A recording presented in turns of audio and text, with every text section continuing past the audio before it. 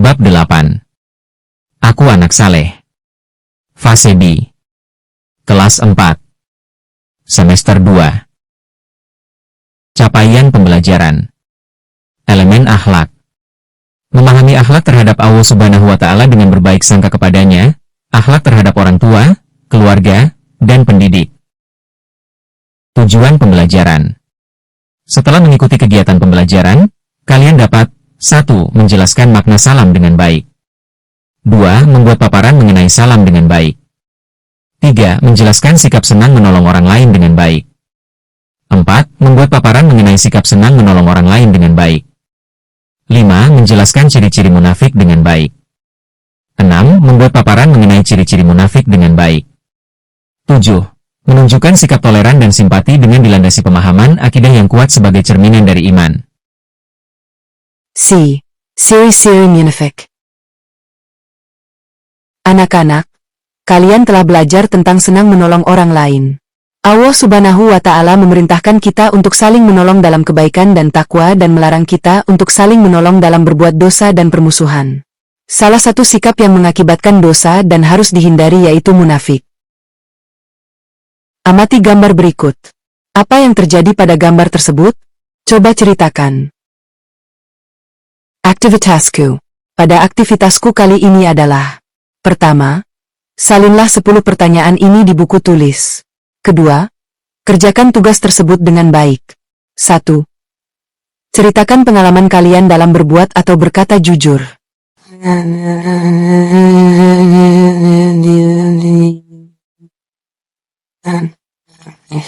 2. Apa yang kalian rasakan ketika berbuat atau berkata jujur? 3.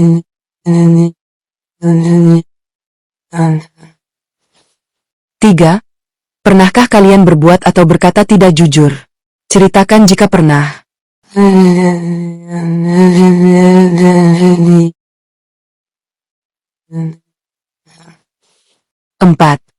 Apa yang kalian rasakan ketika berbuat atau berkata tidak jujur? 5. Bagaimana sikap kalian jika berjanji? 6.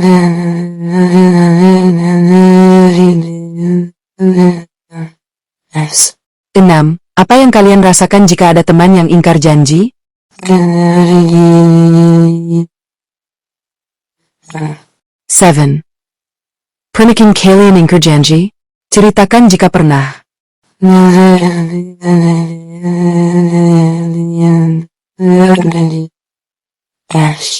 8. Bagaimana sikap kalian ketika mendapatkan titipan teman?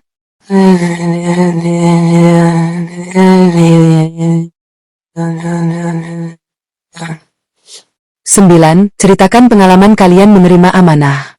10.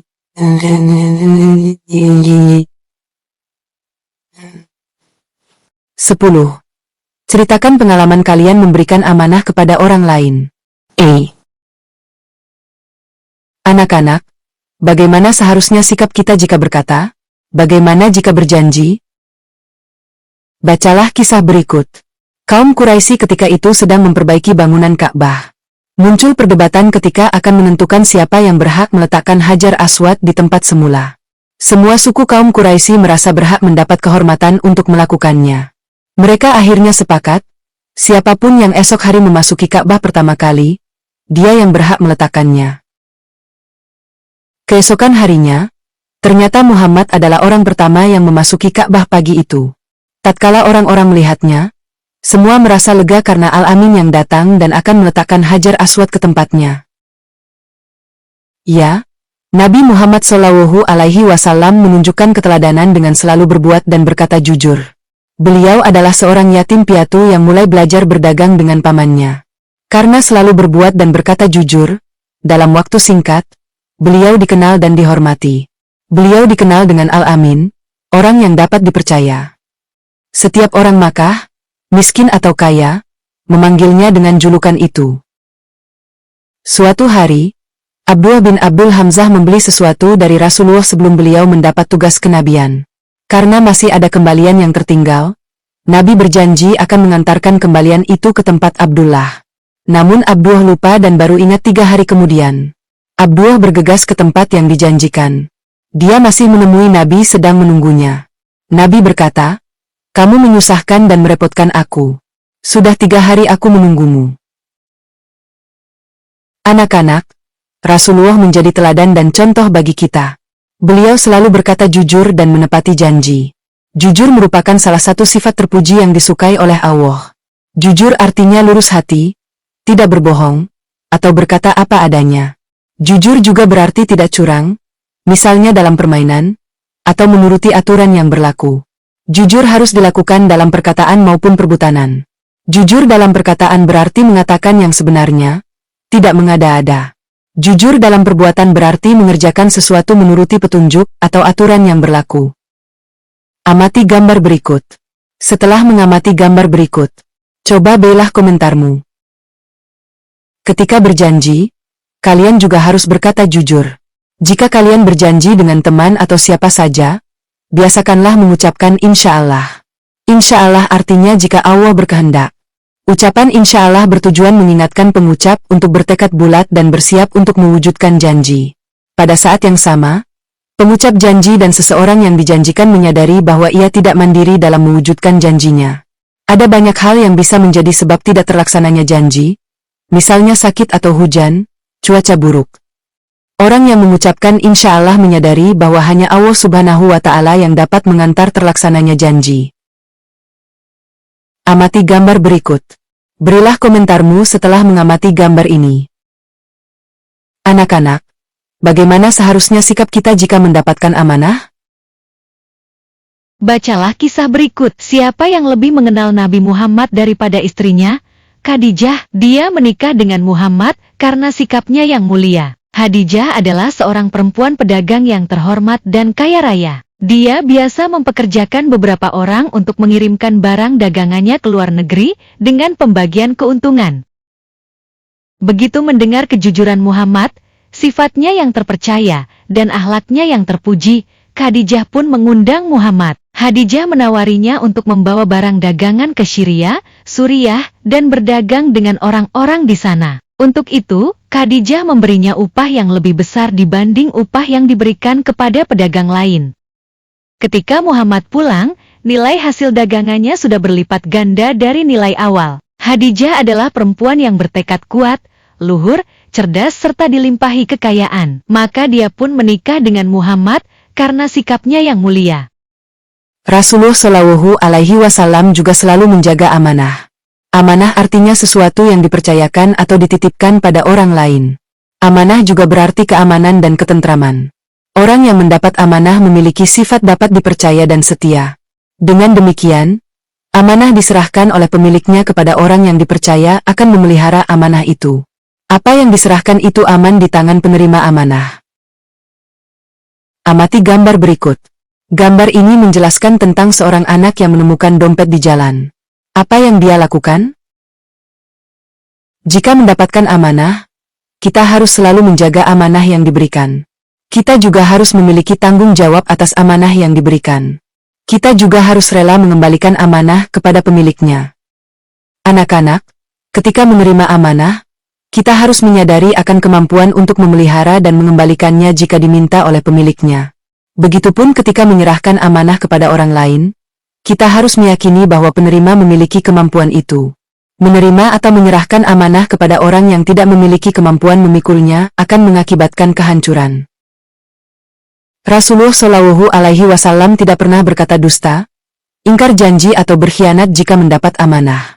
Rasulullah Shallallahu Alaihi Wasallam bersabda yang artinya, dari Abu Hurairah radhiyallahu anhu sesungguhnya Rasulullah Shallallahu Alaihi Wasallam bersabda, ciri-ciri munafik itu ada 3, yaitu, jika berkata, ia berdusta, jika berjanji, ia mengingkari, dan jika dipercaya, ia berkhianat.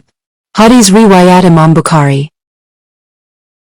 Hadis Nabi Shallallahu Alaihi Wasallam di atas menyebutkan 3 ciri munafik, yaitu berdusta, ingkar janji dan berkhianat. Tahukah kalian apakah munafik itu? Munafik berarti bermuka 2. Munafik juga berarti berpura-pura percaya atau setia dan sebagainya kepada agama dan sebagainya, tetapi sebenarnya dalam hatinya tidak. Anak-anak, Pada pembelajaran sebelumnya kalian telah belajar tentang senangnya menolong orang lain. Tahukah kalian bahwa orang yang tidak senang menolong orang lain juga termasuk ciri munafik?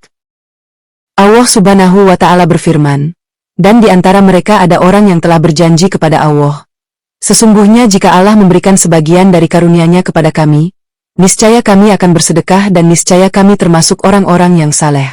Ketika Allah memberikan kepada mereka sebagian dari karunia-Nya, mereka menjadi kikir dan berpaling, dan selalu menentang kebenaran. Maka Allah menanamkan kemunafikan dalam hati mereka sampai pada waktu mereka menemuinya, karena mereka telah mengingkari janji yang telah mereka ikrarkan kepadanya dan juga karena mereka selalu berdusta. Quran Surat At-Taubah ayat 75-77.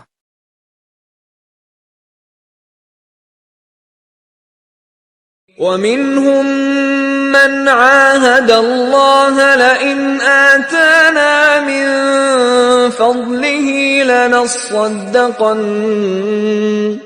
لَنَصَّدَّقَنَّ وَلَنَكُونَنَّ مِنَ الصَّالِحِينَ فَلَمَّا آتَاهُمْ مِنْ فَضْلِهِ بَخِلُوا بِهِ وَتَوَلَّوْا وَهُمْ مُعْرِضُونَ فَأَعْقَبَهُمْ نِفَاقًا فِي قُلُوبِهِمْ إِلَى يَوْمِ يَلْقَوْنَهُ بِمَا أَخْلَفُوا اللَّهَ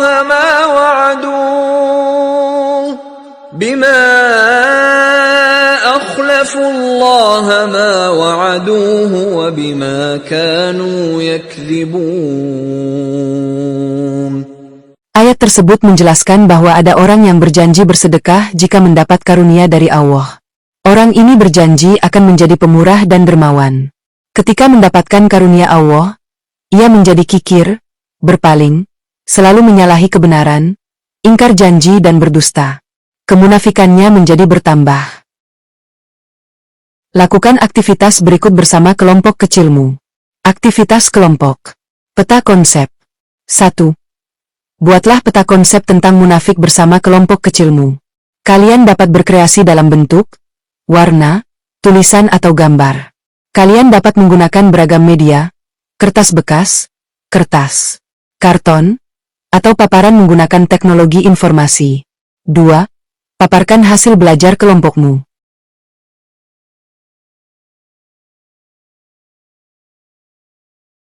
Pesan moral. Nabi Muhammad SAW bersabda yang artinya, tinggalkan apa yang meragukanmu menuju apa yang tidak meragukanmu karena kebenaran, kejujuran, adalah ketenangan dan kebohongan adalah kegelisahan. Hadis Riwayat At-Tirmizi dari Abu Al-Hara As-Sadai. Hadis kedua artinya, tidak ada iman bagi yang tidak memelihara amanah. Tidak ada agama bagi yang tidak memenuhinya. Hadis Riwayat Ahmad dari Anas bin Malik radhiyallahu anhu. Sikapku. 1. Aku membiasakan mengucapkan salam jika bertemu, berpisah, bertamu, berpamitan atau memulai menelepon.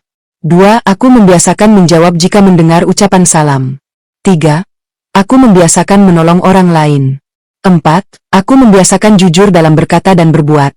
5. Aku membiasakan menepati janji. 6. Aku membiasakan menjaga amanah.